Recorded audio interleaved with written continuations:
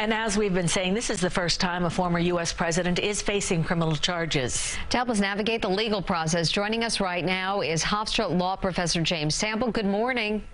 Good morning, Mary. So is this a strong case against Mr. Trump?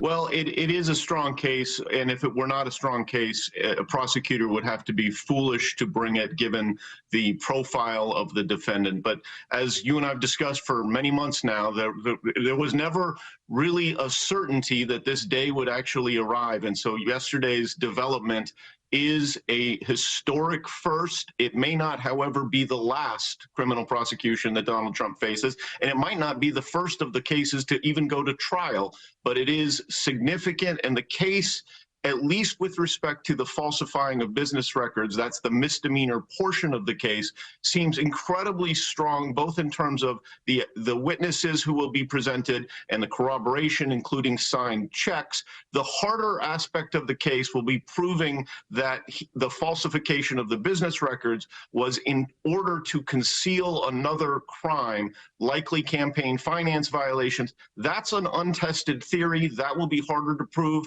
Donald Trump will have some good arguments in his defense, and he's certainly, like any criminal defendant, which is what he is now, he is entitled to due process. And on a case like this, what can we expect during and after the arraignment?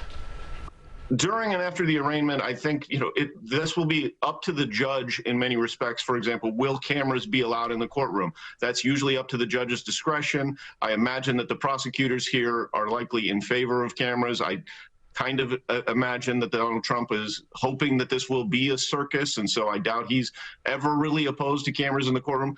Realistically, an indictment and the initial appearance is usually a very brief process. The charges will be explained to him, and he'll enter a plea. Clearly, that plea on his part will be a plea of not guilty. And then the aftermath of the initial arraignment will be where the spin control starts to take place. And certainly his attorneys, Donald Trump's attorneys, will take advantage of the opportunity to continue their out of the courtroom spin efforts. I think it will be a delicate decision for District Attorney Bragg to determine whether or not he wants to hold a press conference or not. There are a number of ethics constraints on prosecutors in these circumstances.